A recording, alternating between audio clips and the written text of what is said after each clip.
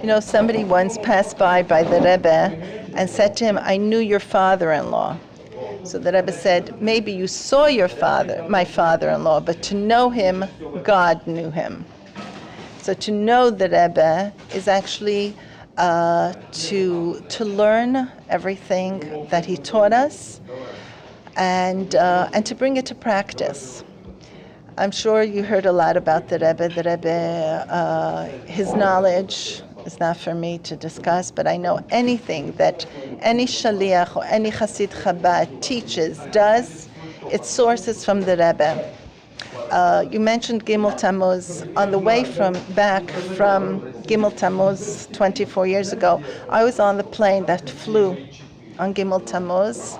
We were just a few women and all men. I sat next to the Rebbe's niece on the way back. So she asked me the same question. So I said to her, I have to speak someplace on pollution. And my source is the Rebbe. There is even a talk on the Rebbe about zihum avir, pollution, but in a spiritual way.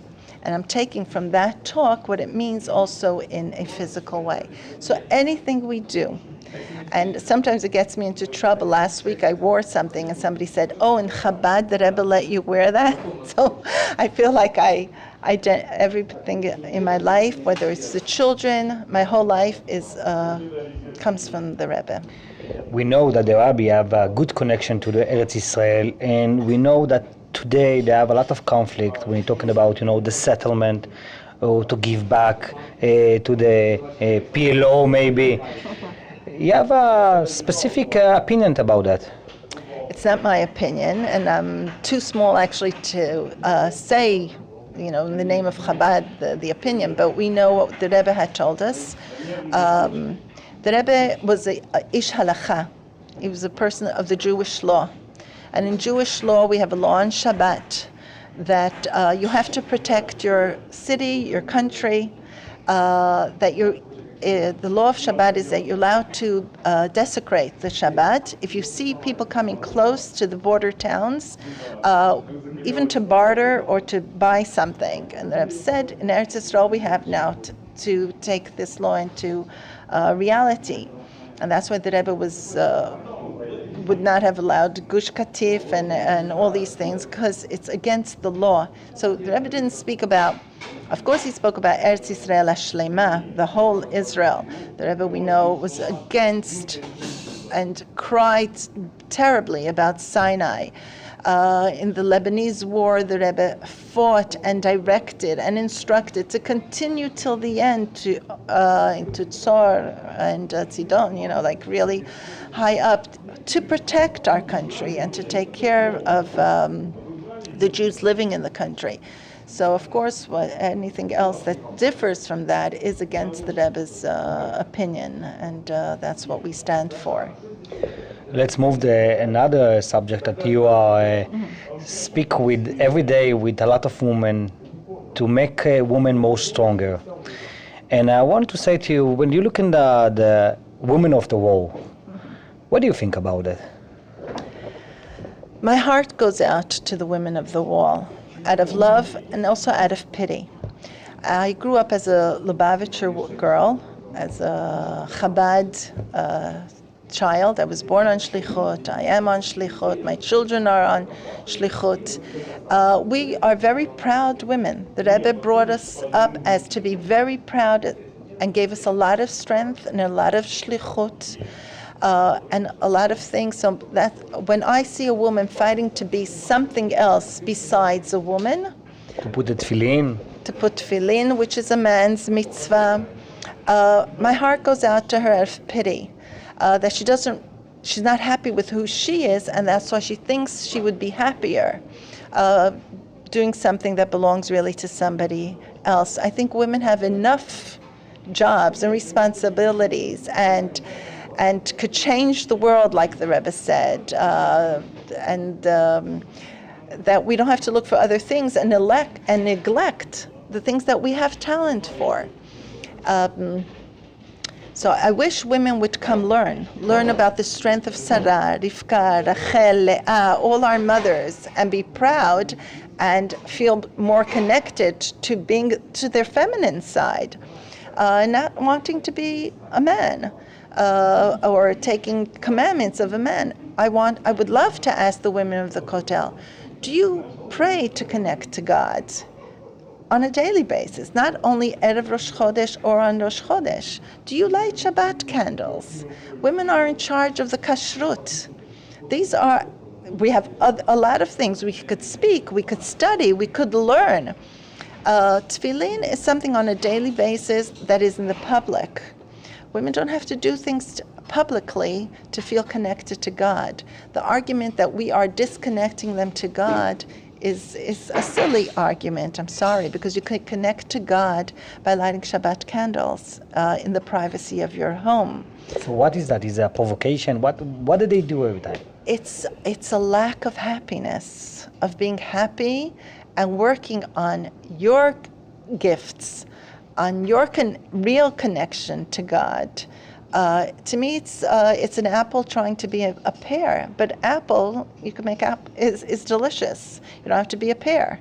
I was always proud as a child and as a feminist, as a woman and as a religious woman. I remember as a teenager, non-religious friends asking me, why don't you join the feminist movement? I said, because we are actually released women, mishuchrarot, women that I don't have to fight for anything. I grew up with very proud, dominant, opinionated, learned grandmothers and my mother, and we never felt that we were lacking anything. Not because we were busy with children. I do have a lot of children, and I am busy with my children, but I do travel the world lecturing. I'm a jewelry designer on the side.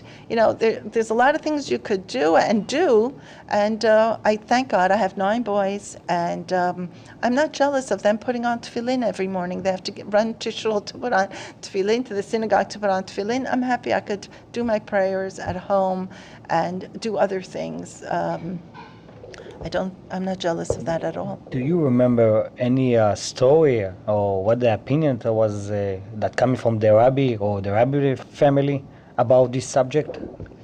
Oh, there's so many stories on the strength of women from the Rebbe's family. Well, there's a story here that I could say, being that we're in the city now of Dnieper, which is the city that the Rebbe grew up in.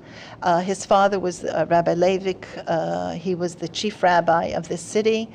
The Rebbe actually, in the memories of his mother, says, and which is similar to now, that when he was growing up, refugees were coming into the city, and his mother was in charge of organizing, placing all the refugees, feeding all the refugees. Actually, it's a little bit deja vu of what's going on now. Dnieper is again accepting all the refugees of the Ukrainian-Russian war, and the Rebbe spoke highly about how his mother was in charge of committees of taking care of all the refugees that were coming into Dnieper at that time. And then in the Rebbe's mother, Rebbe Tzachana's diary, the Rebbe speaks about, she writes a beautiful, by the way, so taken for granted, by the way, in a paragraph that her husband, who was a very, very big Kabbalist, Reb Levik, used to send her and ask her to take care of many things, and things in the government offices, and he said to her, there are many things that women could accomplish much better than men.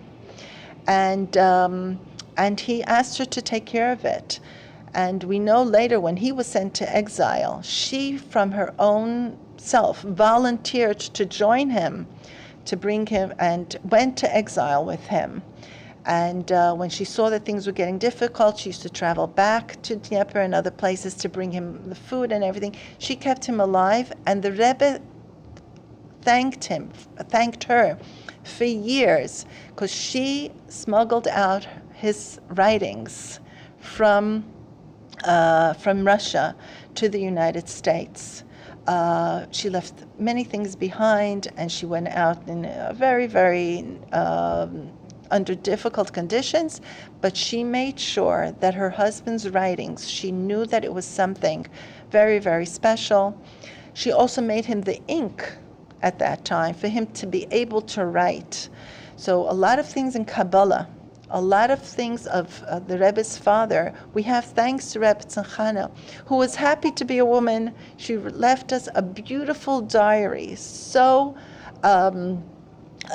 knowledgeable. She was an intelligent, learned woman. All our examples are learned women, and I feel like telling all the women that are struggling to put on tefillin and to put a talit, Learn Torah. come join us in classes and learn, and you will know, and you'll be happy to do as a Jewish woman, what we're supposed to do. We found you here in Dnieper in Menorah Hotel. Celebrate your son's wedding. Yes, he's our 11th child, and it's a big excitement for us. We have more, but it's a very big excitement. My children are shluchim all over the world. Actually, tonight I'll be meeting. It's for us also a family reunion. My children will be coming from different parts of the world that we could meet them and we celebrate together. There's nothing like bringing your another child to the chuppah, knowing that they will be building a home. And this is very special because Rishi, the Kala, is the daughter of the Shaliach here. My son grew up in Tzfon Tel Aviv, Kikar Medina, where we are shluchim. And they're joining together, and who knows where they'll end up. Hopefully Mashiach will come and they'll be in Eretz Israel. Amen. Thank you very much, and Mazal Tov. Thank you, and thank you for coming to our wedding. Thank you very much.